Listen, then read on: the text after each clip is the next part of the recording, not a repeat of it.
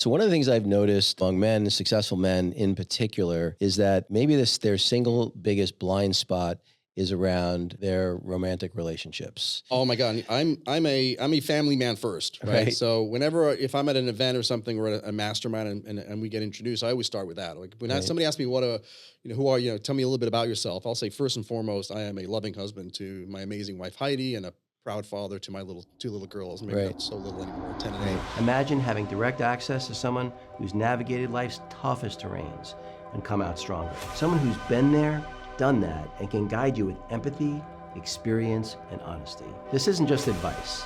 It's a lifeline, a strategy session, a chance to learn from my journey so you can accelerate yours. Without the ability to be self-aware and introspective, the ability for you to get to where you want to go, nearly impossible.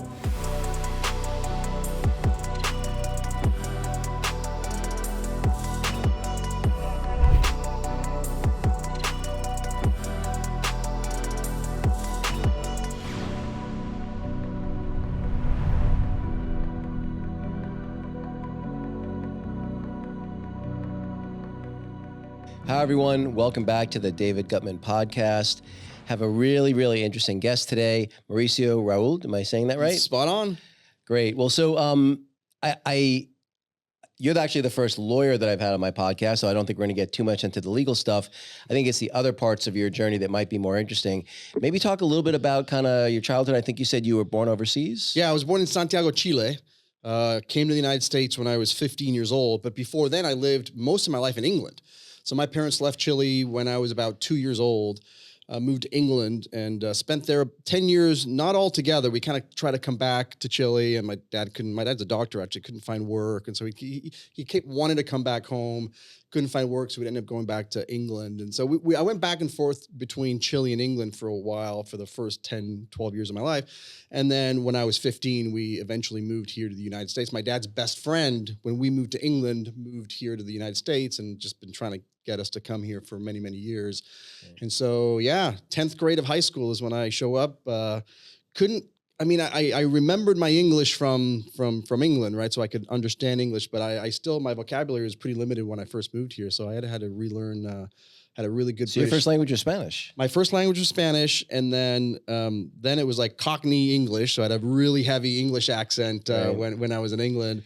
And I got some great tapes of me and my brother. My brother is 4 years younger than I am. And it's just when I was, 12 years old we're telling jokes in British English.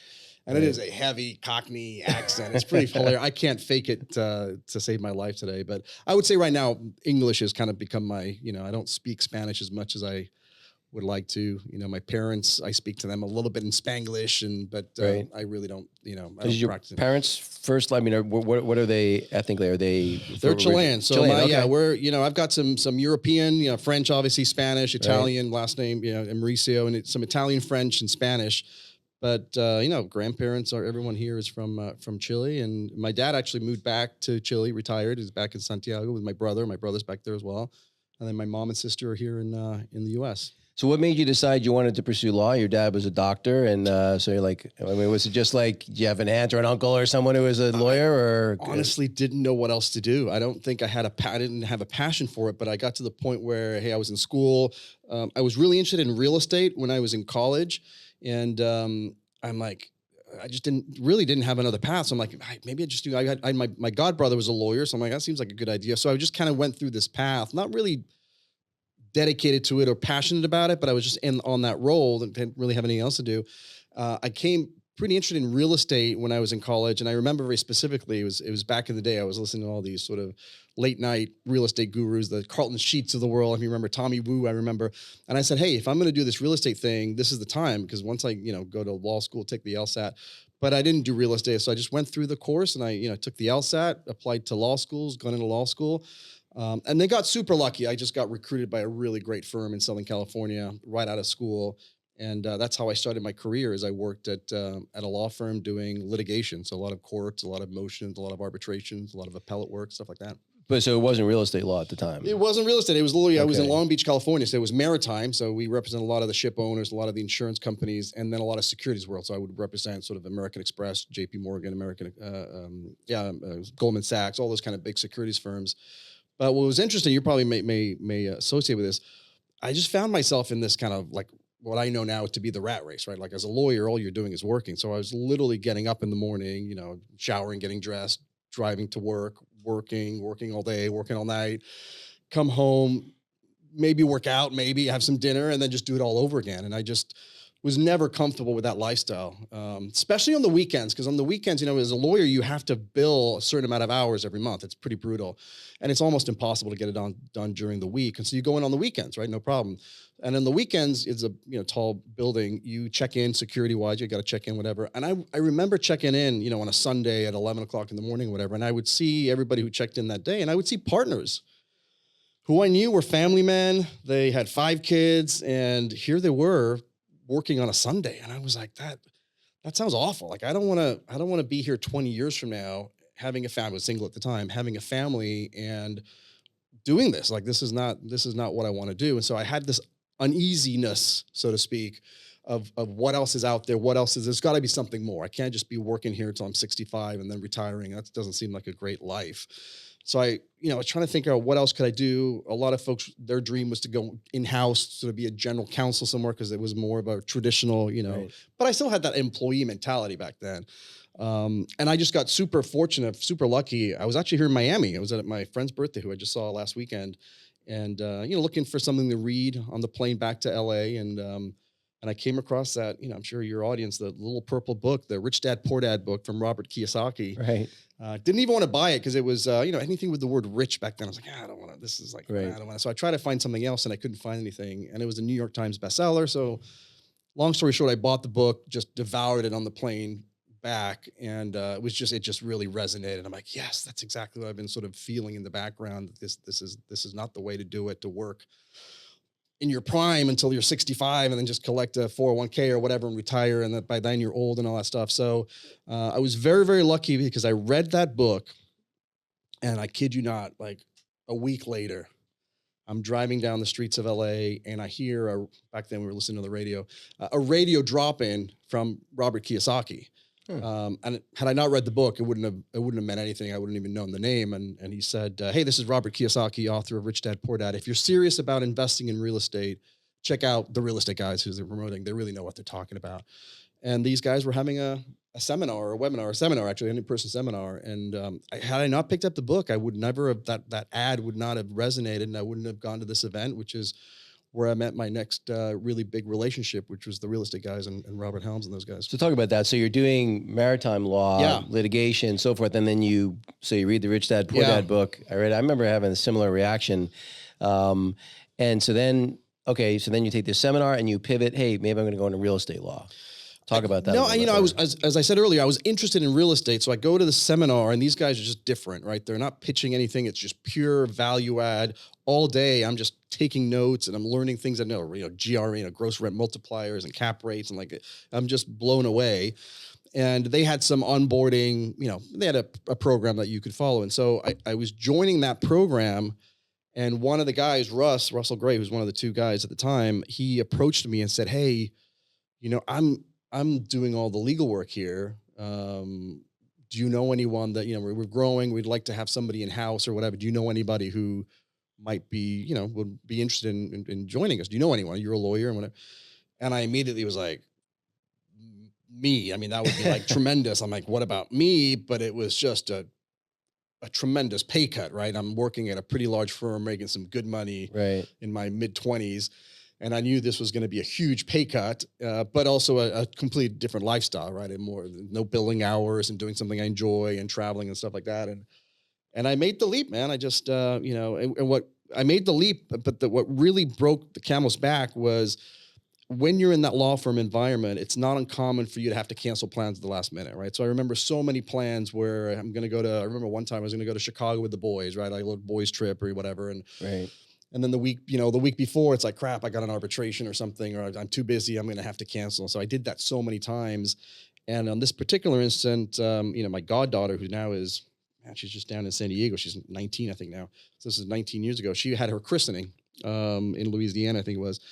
And same thing, I was going to have to cancel. And I'm like, this is BS, man. This is nonsense. Like, I can't, what kind of life is this where I'm constantly canceling things from my personal stuff? And so I made the difficult decision that I was going to, to quit the law firm. And like I said, at the time, I didn't have anything set up. Like I talked to the guys, but we hadn't committed. They were doing a transition, so they hadn't offered me a job yet. Oh, okay. Wow. So I made the decision December of 2004, I think almost 20 years ago, where I was just going to quit. I was going to travel for a little bit, take a little sabbatical. I was going to cash it.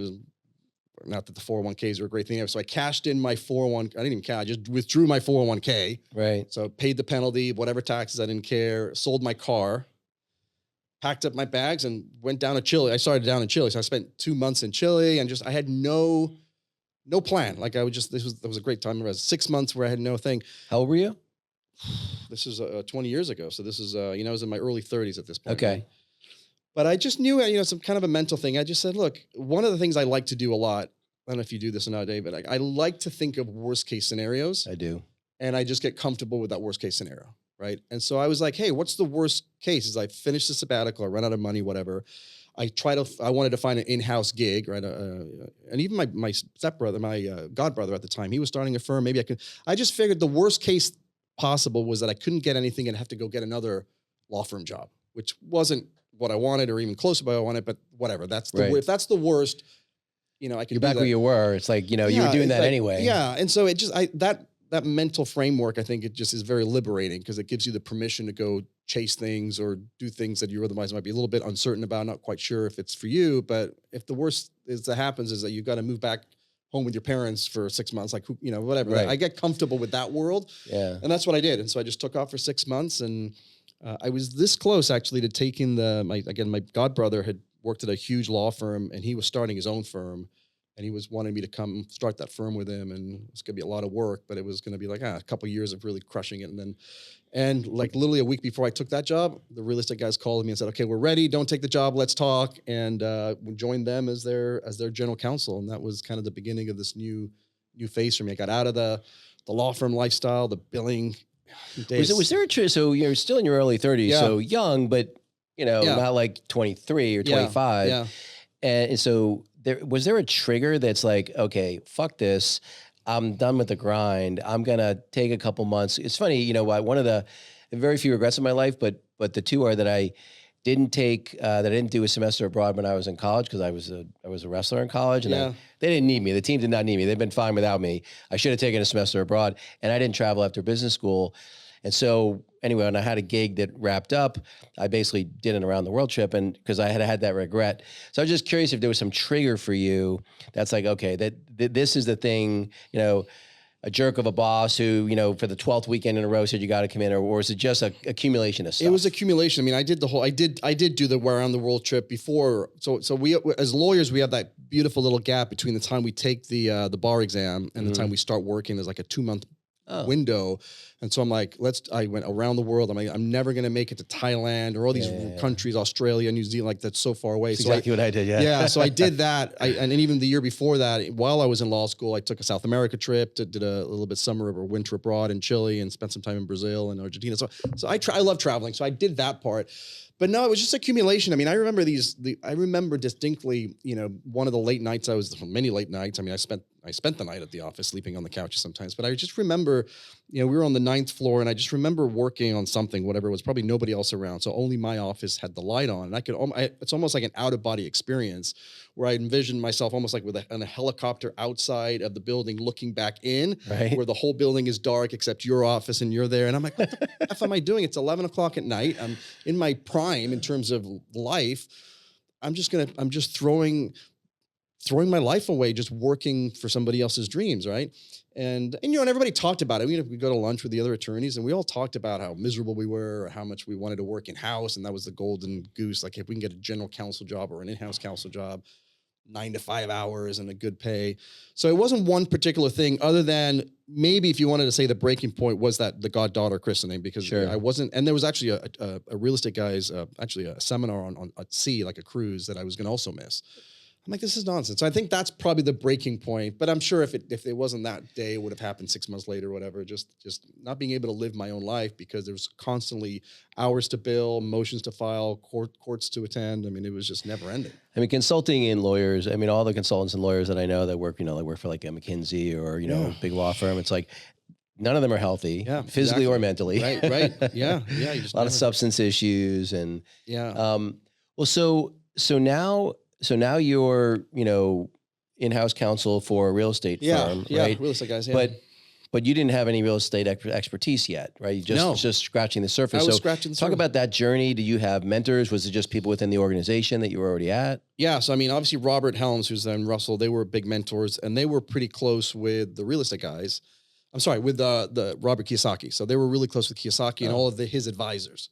So all of his, have the Rich Dad advisors, all those guys became part of that ecosystem. And so I got to spend a lot of time with the Ken McElroys, with the Tom Wheelwrights, with the Garrett Suttons, all these Rich Dad advisors. I met Robert a few times, terrified of the guy. Like I never wanted to say anything because you never know with Robert, but great guy and nothing but great things to say about him. But that's kind of how I got to know those guys. And it's interesting because one of those guys, Tom, who's become a really good friend, actually most of them have become pretty good friends with me. He introduced me to a different group that then led me to meet my wife. Oh, So when you think of all these like little things that happen along the way, it's like if I hadn't read the book, I wouldn't have met Robert and the real estate guys, Right. and I wouldn't have joined them. I wouldn't have met Robert and these guys and Tom, who then eventually he connected me with these other guys, and they out of nowhere invited me to one of the guys' wedding in the Cook Islands. And I'm like, hey, that was my 40th, and I had plans to come to Chile. okay. And so he's like, hey, I'm getting married. You really should come. There's a great group of people. And I barely knew the guy, and I'm like, hey, thanks. His name was Robert. So many Roberts in my life. Like, hey, thanks, Robert. I really appreciate it. But I'm turning 40. I got a big plans to go to Chile with the family. I was going to throw a big party, and he's like, okay, yeah, I understand. And we kept talking. He's like, you really should come. You really should come to this wedding. And I just felt like it was a good business decision, a big business. I didn't know anybody except for Tom, and spent a week in the Cook Islands and. Met my beautiful wife at that wedding. And wow. So again, if Robert hadn't pushed me to come, if he'd just let me go with the, hey, I'm got other plans, wouldn't have met Heidi, wouldn't have had my girls. And so it's really weird when you look back and all the pivot points in your life and how they all sort of interact. It's pretty. Yeah, it's funny if you work backwards from anything, right? It's like this almost impossible, set of circumstances that would have caused you to take just the path that you took. Right. Yeah. Yeah. So I didn't know anything about real estate, but then, meeting, especially with Kenny, who's obviously the real estate guy and all those guys, that's how I kind of got to learn a little bit more about the real estate world. And then, what happened was just generally, they have a big community, and I was starting to meet community and I was starting to help those guys out sort of on the side, as sort of a side gig. And they were spending all this money on lawyers. And I'm like, you don't need to spend. You don't need Michael Jordan to teach you how to shoot free throws. Like, you just need something. And so anyway, so I started with like a little bit of a side hustle with my guys' permission, and just started helping out people. A lot of it with sort of entity formations, asset protection kind of thing, real estate asset protection, a little bit of securities work. And then that just kind of evolved into starting my own firm, which is what I did, probably 3 or 4 years into it. I started my own firm, Premier Law Group. And, had that for 20 years and kind of grew that practice over time. And so you recently exited that business, right? So I sold that to my partner, Bethany, back in November. Yeah, we just grew it to the point. I always, I had a health scare. We'll maybe get into that too, but I had like a 30% chance of death. I had a surgery that went bad. And I was a one-man show at the law firm back then. So I was a single point failure. And when this thing happened where I was out for a couple months, everything stopped. Revenues went to zero, what have you. And so from that came this concept that I need to create a self-sustaining company, something that runs without me. There's something like this happens again, doesn't really matter. Nobody can miss me. I can disappear for a year. The business, that kind of thing. And so I started building this firm so that it didn't depend on me to run. And we did that.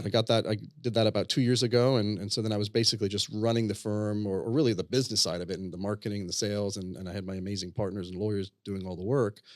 And at the end of last year, she approached me about some idea of, and I've always loved teaching and stuff like that. I've never really enjoyed being a lawyer or running a law firm itself. So that was a nice opportunity for me to sort of exit that and do really what I'm passionate about, which is sort of mentorship and teaching. And it happens to be in the legal field, but that's it. I get so much pleasure and so much energy from teaching. It's just a great feeling. I want to come back to the teaching and mentorship, but if you don't mind going back to the health scare, if you don't mind. Yeah. So I have a Crohn's disease. So I have an immune deficiency disease where my my immune system basically confuses just normal bacteria in my gut as the enemy, and it just attacks it. So I tend to have inflamed guts and stuff like that, and it creates blockages over time. And so in the old days, I had a good friend of mine whose wife had it. There was no other way to fix these blockages than just to literally do resections of the intestine. So you'd go in there, cut the intestine wherever the blockage was, and retie it. And Wow. you'd do a resection, and as time goes on, you have less and less of a small intestines, and it just keeps going up. And that was the only thing. Over time, now they've got a little bit more drugs that have come in, some immunosuppressants and other pretty high tech drugs now that help you a little bit. But still, blockage occurs. It's just there's so much damage to the outside of the intestine that it just starts to harden, and it just starts to shrink. So I was diagnosed with this Crohn's thing when I went to college. I went to Cal Berkeley, after my high school days. Maybe the stress of leaving home and all that stuff that probably triggered a little bit more. But I had a really hard time back then. And then I went dormant for like 20 years. So for 20 years, I was just fine, no issues at all. And then it came back, at some point, I was actually, probably in 2015, I would say.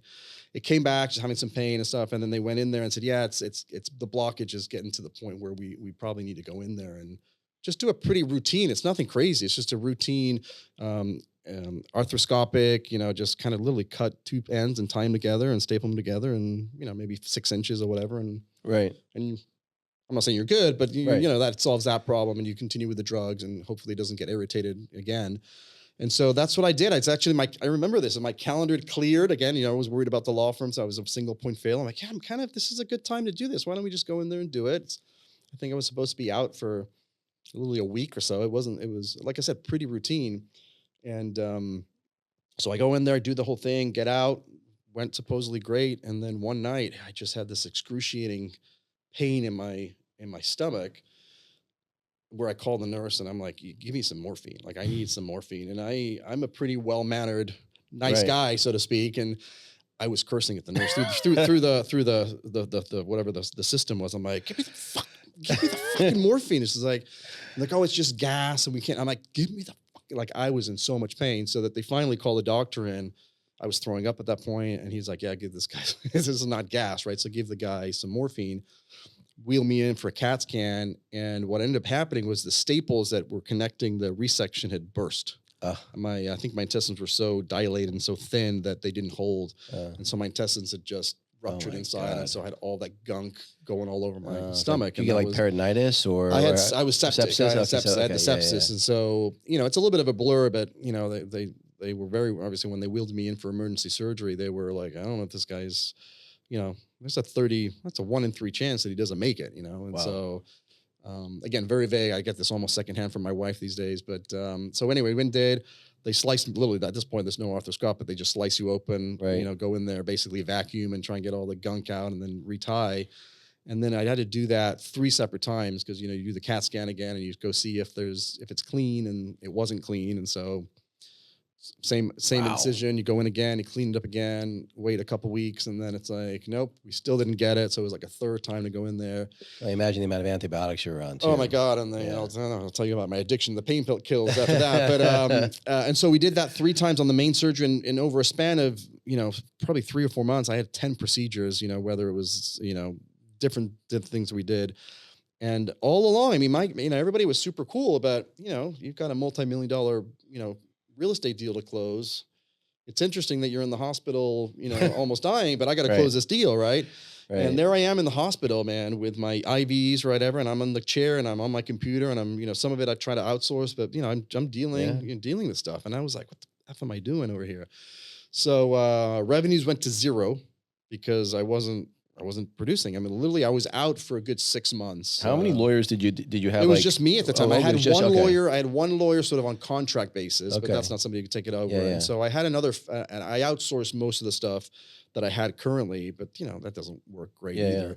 But that's really what hit me, is like when I got back, and but again, even after the surgery, then I'm home.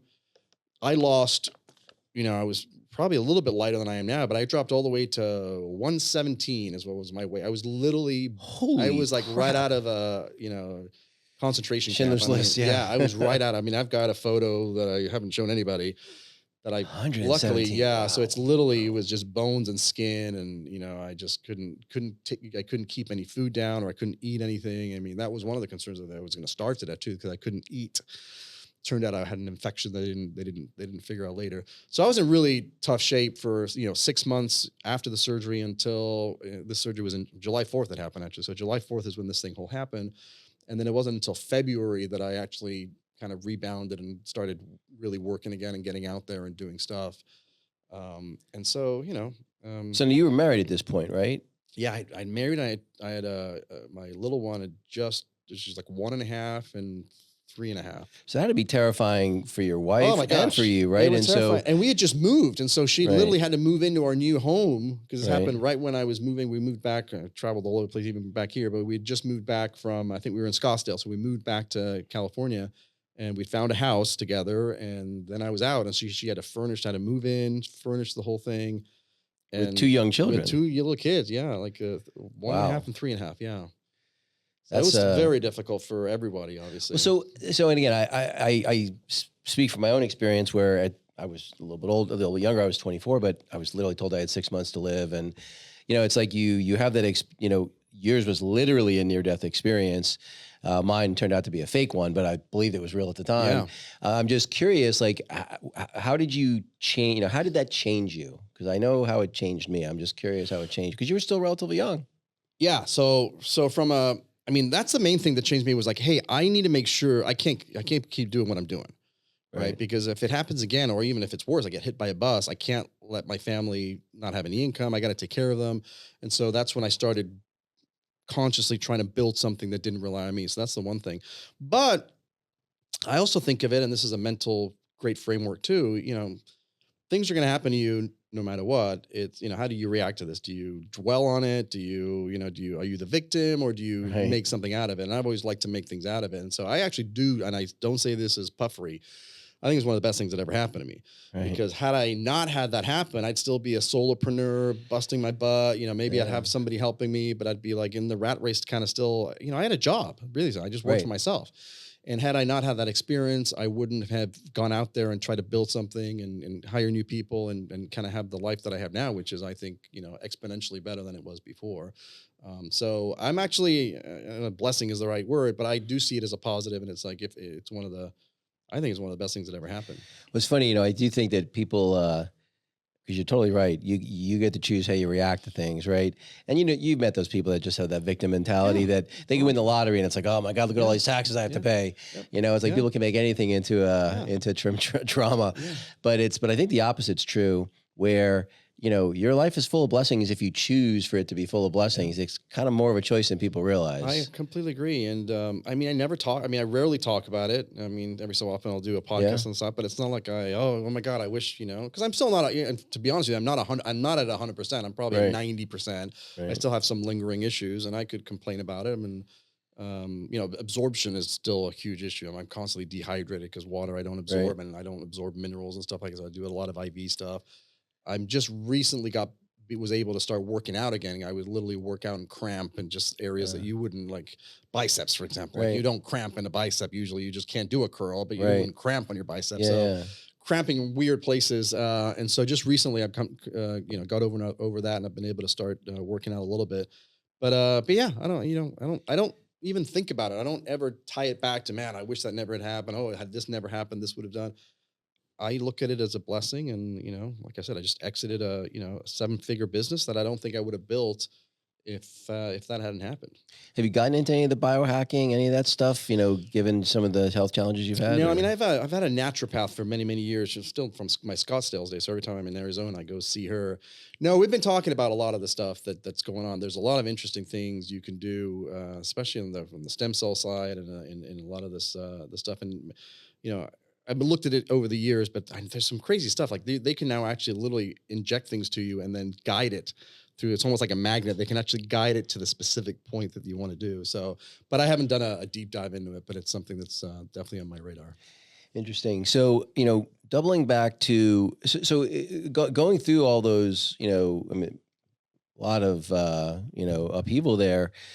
Sounds like you've had some mentors. Were they mostly professional mentors though? Or would you consider them more like holistic mentors? Meaning like, hey, this is this is a person who could be helpful to me in terms of how they are in their relationships, how they are in their health, how they are in their, all that kind of stuff.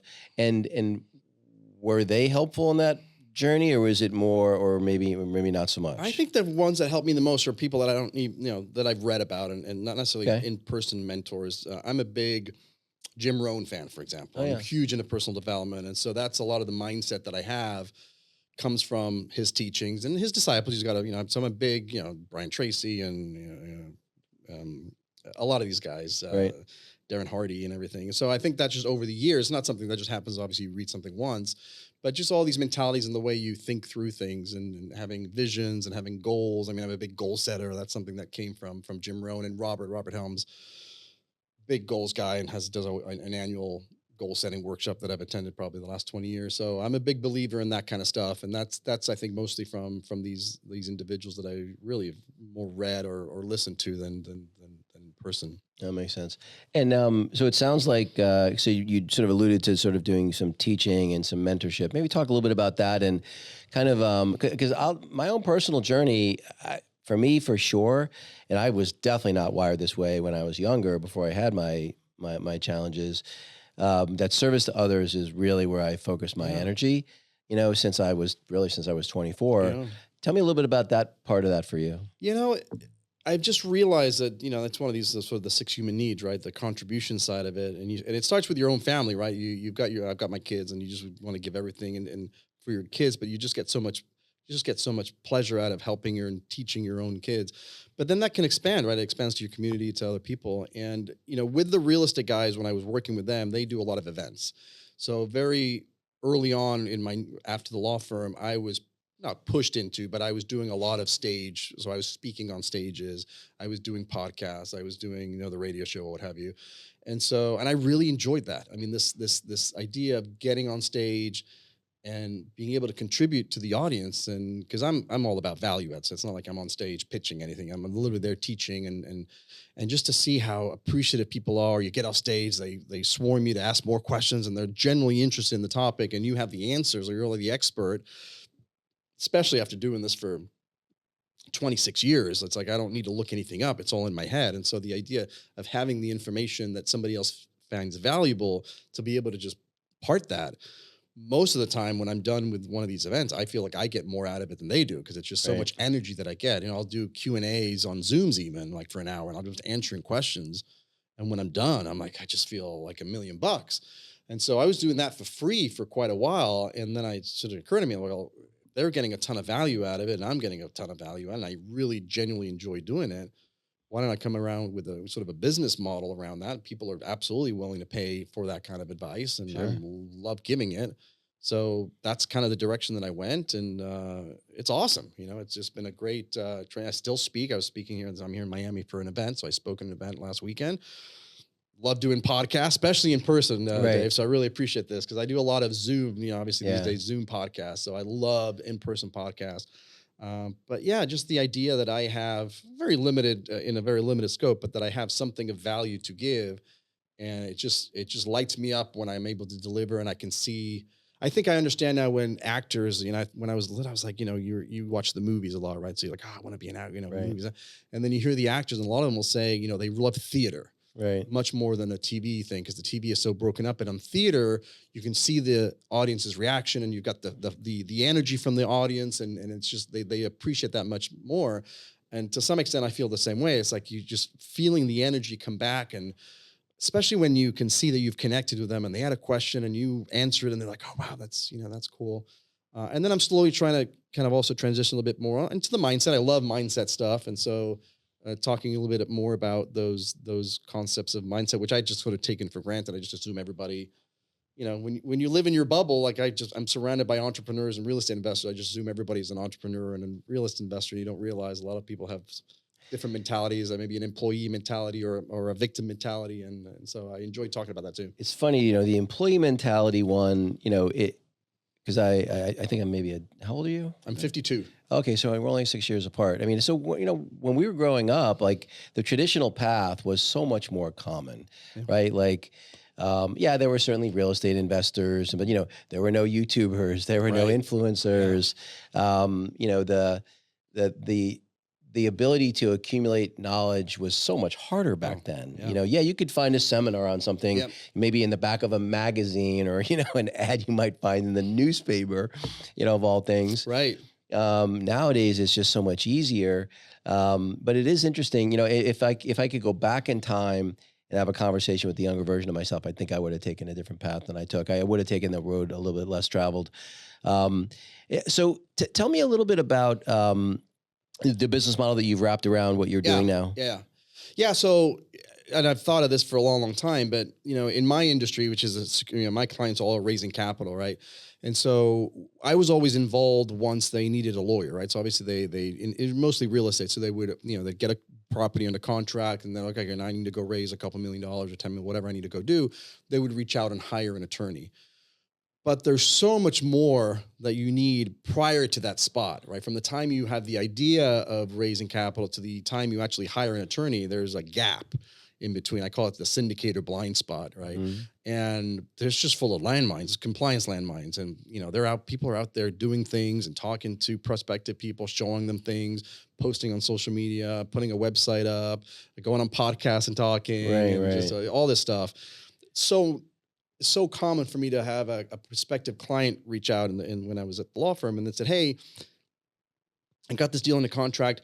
I need somebody to put the paperwork. It's always the paperwork, right? I need somebody to paper it. I've already raised all the money. I just needed somebody to paper it. Right. And I just go, God, what in the world did you say or do in order to get people to soft commit and commit to you? Because you obviously didn't commit without anything. So all those landmines that exist in that gap, that syndicated blind spot, that's what I'm here to fill. And so I put together a weekly thing that I do now. So every week I meet with I call it the Elite Syndicator program. So my elite syndicators, and I usually deliver a keynote, like 10, 15-minute keynote on whatever topic. You know, we break it up into 4 phases, but I deliver a keynote on a particular relevant topic. And then I just open it up to Q&A. And that way you can ask me, hey, I'm putting together a website. Do you mind reviewing my website? I'm putting up, like, hey, can I do this social media post? Or I'm attending an event next week. Can I talk about my deal? Can I not talk? Like all the questions that you don't have access to an attorney, you now have access to an attorney, you know, once a week. So you can come ask your specific questions. Because I teach a lot and I give away everything for free. So all of the information is out there, but the implementation is what I really focus on these calls. It's like, okay, well, we know what the rules are. Tell me your specific situation and let's apply the rule to your scenario to say, hey, are you on the right side, the wrong side? Can you do this? Can you do that? And that's fairly easy for me. And it's just a tremendous value for syndicators. And it's been a blast so far. So people basically pay like a weekly or monthly subscription, basically. They do a monthly, it's a monthly subscription. And there's nothing else, as I'm aware of. And if somebody, I never heard of anything like it. Yeah. Nothing out there, so I don't know what the price point is. And so what I've decided to do is I just basically had given it away at the beginning, and I'm just slowly increasing the price until the market tells me, until the price says, dude, you got to stop. And so I'm in the middle of that, of just raising my prices until somebody tells me, dude, you're crazy for charging this money. There's no way I would pay that much money. Great. Then I know the market has spoken, and I'll let the data dictate what direction to go. And how many people do you have currently that? We have 45 people that have joined the pre-launch phase. I officially launch actually next week. Probably by the time this comes out, it'll have launched. And, still tinkering with it. I still, I'm starting to reach out to my original group and say, hey, what's working? What's not working? How can I make it better? What can I get rid of?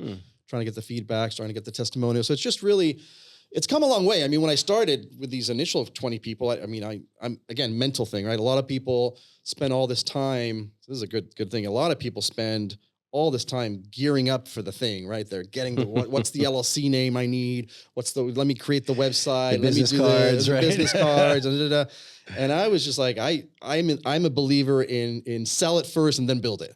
So whether it's a course, same thing. I'm about to launch a call. People want to do the whole course first, then they sell the course, or you could just pre-sell the course, and then once you have people interested, you could start building the course. So anyway, so that's what I did. I just, hey, this is emails and Google Sheets is what it is right now when I started. So if you have grace and patience and help me through this process, I'll give you a ridiculous deal. Just pay me in advance so I can, the startup costs that I needed to cover because I wanted this to be its own self-sustaining company. Sure. And now it's all built out. I got the platforms, I got all the systems, the texting, it's all pretty much built out. I still don't have the website, but So yeah, now I need the testimonials and all that kind of stuff. So it'll be interesting to see. I'm kind of excited to see how far I can build it. And then the goal is once I figure out what the price point is, then it makes a lot more sense because this is just a perfect, instead of selling to individual syndicators one-to-one, I'm just going to go to all the other coaches that teach the broader thing. So there are a lot of coaches out there that charge a lot of money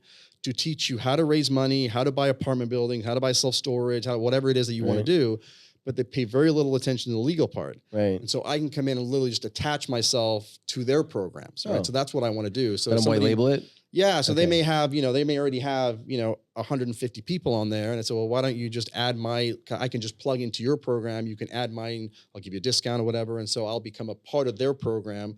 And now they can offer, it's a value for them because, hey, I'm going to teach you how to raise money. And it also includes these weekly calls with an SEC lawyer. And so I think that model will then go to the next level, but I need to know what the price point is first. And I honestly don't know what the price is going to be. Right. Well, so, and this might be a naive question that I probably should know the answer to, but I don't know the technical answer to, which is what makes someone an SEC lawyer? An SEC lawyer is anyone who deals with securities compliance. Okay. Right. So anytime you are out there issuing security, well, actually, there's a lot of different types of security. The one I'm specializing is the compliance on issuing the security. So when you are out there raising money from passive investors for whatever it is, whether it's real estate, your business, a startup, or whatever, doesn't make sense, but you're issuing securities to these investors. You're giving them a piece of your company, your shares in your company, your LLC units or whatever. So you're issuing securities to them, and that triggers all this compliance. I call it the compliance nonsense, but which means you either have to register these things with the SEC or you need to find an exemption. Got it. And we live in an exemption world, and so that's kind of what I counsel and navigate people with, and most importantly, provide all the legal disclosures and making sure that the investors, go into these investments with their eyes wide open. So being an SEC lawyer is more about the domain area that you cover, it's not like you're getting certified or something like that. It's the same as if you were a doctor and, hey, I'm a cardiologist, right? So it's like if you don't need, it's the same thing. I mean, when I was with the real estate guys, I was a general counsel. Right. But I was doing everything. I was working with outside counsel. So that's kind of your general practitioner in the medical world. But if you go to your general practitioner and you have a heart condition or a knee condition, you're not going to go see a cardiologist for your knee. You're not going to go see an orthopedic for your heart or whatever. So there's specialties within the legal field, and I just happen to specialize in securities work. But even then, I'm even more specialized because you could be doing mergers and acquisitions. You could be, doing initial public offerings, IPOs, right? You can be helping Facebook go public or, all these guys. I just specialize in these exempt offerings for private placements. So talk a little bit about, one of the things I've noticed among men, successful men in particular, is that maybe their single biggest blind spot is around their romantic relationships. Sounds like you've been married once and only once. Have 2 kids. Yep. You seem happily married. Oh my God. I'm a family man first, right? So if I'm at an event or something or a mastermind and we get introduced, I always start with that. Like when somebody asks me who are you, tell me a little bit about yourself. I'll say first and foremost, I am a loving husband to my amazing wife, Heidi, and a proud father to my 2 little girls. Maybe not so little anymore, 10 and 8. And then for a living, I have a law firm and I do this for a living, but no, my priority is always, I feel guilty when I'm on the road. I'm trying not to travel as much because I want to spend as much time as possible with the kids. Most of us probably in this age group, people go through this sort of midlife crisis that people go through. Right. I call it for me, it's a midlife awareness. Like I'm just acutely aware that I've got a small window left. My oldest is turning 11. 7 more years, probably 6 or 7 more years. She's going to be, who knows what she's going to go do. My little one's 10, so I got 8. So I've got a very small window. I want to maximize that and spend as much time and make as much influence to my girls. There's always going to be time once they're gone. And if you've seen those maps, I don't know if you've seen those graphs that show you how much time you spend with your kids over a lifetime. And after they leave the house, it's like... It's funny you say that. I looked the statistic up the other day. It's 90%. Yeah. Of the time you're ever going to spend with them, you spend with them by the time they're 18. So I'm a little bit behind my peers, right? So I got married I met my wife when I turned 40. And we got married pretty quickly after that. But I was in my 40s already. So a lot of my friends already have kids in college. I mean, most of my friends from law school, their kids are in college. They're they're in the workforce, and so I've just seen how it works, and I can see how they're no longer spending time with them. So I just want to maximize my time with my girls. So when you think about, because again, I completely agree with you. Like the most important mentorship you'll ever do is your children, Yeah. right? For sure. Yeah. I mean, how, because you seem like a pretty thoughtful guy. How do you think about, guiding them? Because I know one of the challenges, because I have just one, but I have a daughter as well. And the hardest thing for me, well, the two most difficult things is, I think it's hard not to make it about yourself. There's probably no more selfish act than being a parent. Yet to be a good parent, I think you can't make it about you, right? Right. The second most difficult thing, maybe the equally most difficult thing is, how much do you let them suffer? Because if they suffer zero, that's not good. Yeah. Right? You're not going to develop any character if everything's handed to you. Right. Oh, brand new, BMW on your 16th birthday. Yep. Maybe not the best way to go. How Agreed. do you think about that? It's a struggle. Let me just backtrack a little bit. When I met my wife, when I was quote unquote looking for my wife, this is where I brought in some of the Jim Rohn stuff. Right? Like everybody was like, how do I find this person and all this stuff? And I said, Jim talks about, liking, liking. If you want to be successful, if you want to become attractive, become an attractive person. So I said, hey, if I want to go meet this person, I need to improve. I need to become an attractive person to attract this person. And I was always looking for the mother of my children. And that's when I was out there looking, or that's where I wanted to find. And so I was like, I'm not going to find the woman, mother of my children at the bar at 2 o'clock in the morning, whatever. So it turned out to be perfect. But to me, a lot of it is that. So it's like, I've got 2 girls, so they've been primarily on the mom side, and so Heidi just does an amazing job. So I think just selection wise of your partner makes a big decision. That's where I was going with that. And then so I'm a big believer that you do need to, let them suffer a little bit or not give them everything. It's something we struggled with parenthetically, when we were putting our, our trust together, our estate plan together. It's like, we'd had all this insurance. It's like, hey, what if something happens to us? Do we want to give all of this money to our kids? That's going to ruin them. It's going to take away all their incentive. And so we were very particular about how to even structure those kind of things. I know we want to put in investments and they can get this much money until they're 18. And then we were trying to, because we don't want to steal that from them. Right? We want to make them to do their own thing. But it's a little bit of a struggle because I am more in the camp of, make them, it's okay to let them fail. It's okay for them to suffer, for them to learn on their own. Let's not rob them of that. My wife Heidi's a little bit more protective and wants to, do everything. So if it would be a little bit different, I think if I was completely in control and I was sort of a single dad or something, it would be a little bit different. But no, we're very, very acutely aware of letting them, suffer a little bit. I'm at the stage now where I'm teaching them about the value of a dollar, for example, and the value of the, what a dollar really represents. It's, it's you being able to add some value and in the marketplace. Or so, hey, if you want more money, you've got to, how do we add more value? What can you do to contribute so that you make it worth it?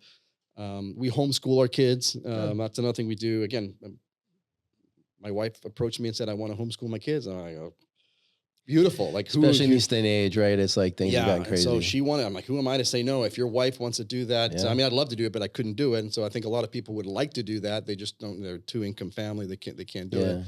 So we're very particular about their education. But if it was up to me, I think I'd definitely let them suffer a little bit more than my wife lets them do it. But I don't want to rob them of this. I'm very, again, acutely aware that in probably less than time before they leave the house, but even, once they're 15, they're going to be out. You got to release them into the wild at some point, and it's your job to make sure that when you do that, they're well prepared for the outside world. If you're too protective and they live in a bubble, they're going to get punched in the face when they go out in the real world. Yeah. So I'm curious nowadays, believe it or not, mostly just from my own experience, because if I were born today, I would have never gone to college. And I tried to talk my daughter out of going to college. I'm like, I'll give you the money we were going to spend. I just don't think that's the best use of $200,000. Right. Agreed. I'm curious how you think about it for your daughters. And I know every kid's different. Yeah, every different. So I agree. We're not going to push our kids to college. If they want to go to college, great. Especially if they want to obviously pursue some, engineer or whatever, bridges or something. Sure. But we're not going to put any restrictions on it, but we're not going to push it either. They don't want to go to college. My family is a very artistic family. My wife was a ballet dancer. My kids are really into ballet. So if there's I'm a little bit more worried about having to pay for a ballet school and whatever that looks like, because that seems to be an expensive thing. But no, we're definitely not going to push it. But if they want to go, they can go. I agree. I think the value of a college education. I mean, look at my guys, my attorneys that I hired who are rock stars. They cold called me out of nowhere because they just seen me out there and they wanted to work with me. They called and I don't even know what school they went to, even law school. Like I didn't care. Right. Like I'm much more interested in the other traits that are not.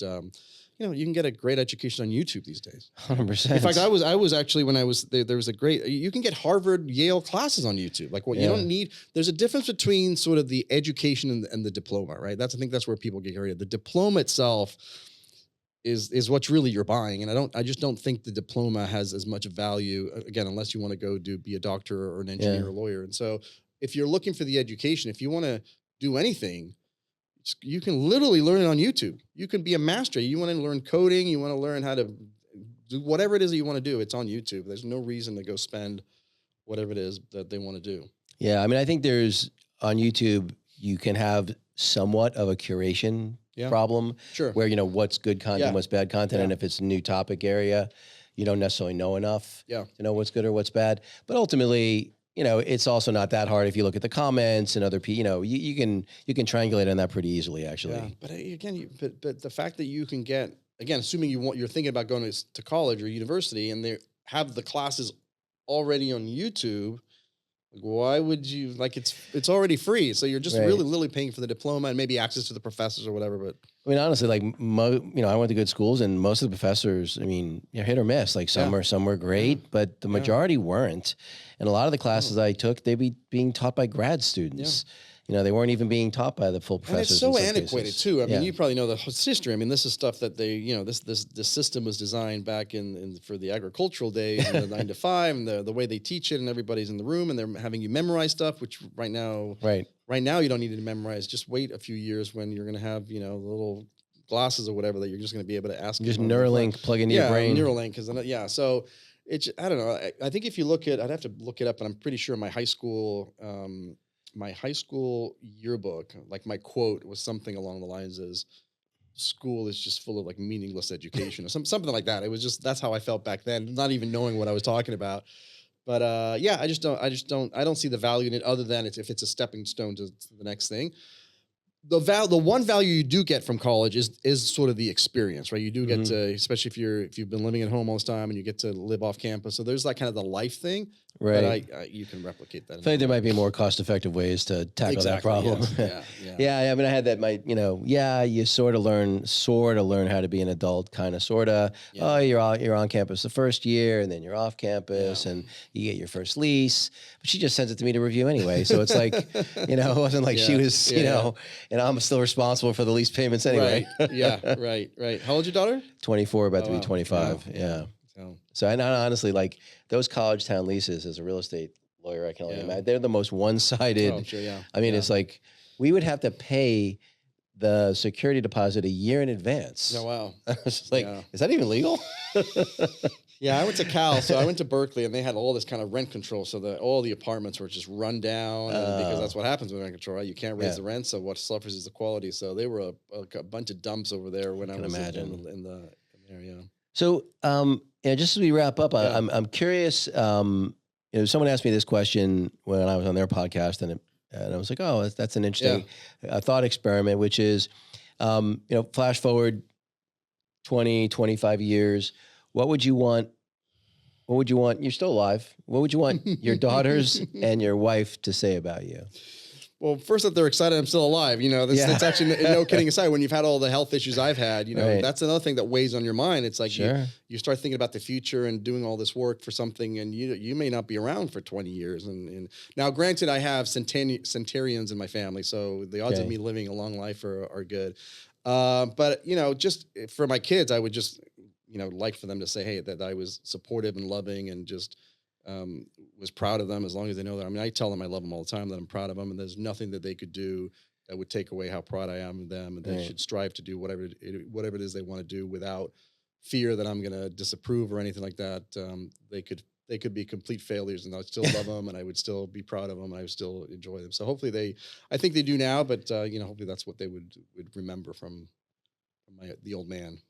I would say that I know with my daughter that, and when you take that position, they're almost more likely to not want to let you down because, because they're like, okay, it's weird. It's like and then, you're not do it for that purpose, but it is interesting that that's the reaction you usually get. Yeah. If you could go back in time and give the earlier, younger version of yourself a few pieces of advice, what might that be? Well, my joke answer is always, hey, when you hear this Bitcoin thing come out at 5 cents, and buy it all. Just live with your parents and don't spend a single time until.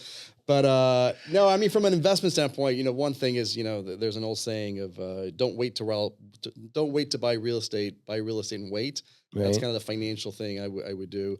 And then, hey, when they make that invitation to go to the Cook Islands, definitely don't turn it down. Yeah, people don't usually regret the things they do. Yeah, no, and I wouldn't change anything. Like I said, I love where my life is today.